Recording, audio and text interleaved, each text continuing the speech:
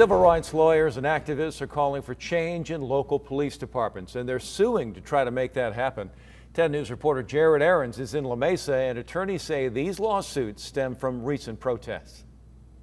In just the last hour, we've learned of 6 different lawsuits filed against the La Mesa Police Department, as well as San Diego PD and the Sheriff's Office for what people are calling unnecessary use of force during protests back in May. Most of them stem from the big protest that happened right here in the parking lot outside of La Mesa headquarters, where police used projectiles and tear gas to break up the crowd. The manner in which these things were used, shot indiscriminately in crowds, these were lethal metal beanbag rounds that were fired at people and my clients. Leslie Furcron is one of those clients. You may remember she was hit in the head by a beanbag. But we also learned about 5 others who hadn't come forward yet. They suffered things like broken fingers, severe cuts that required staples, contusions, and more when officers and deputies fired into the crowd at the La Mesa protest and at other crowds and protests around San Diego.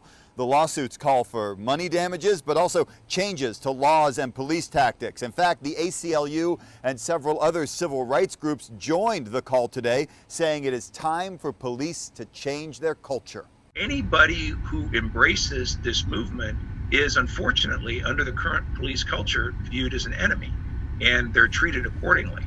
The culture of policing needs to change, and small reforms are not going to do the job.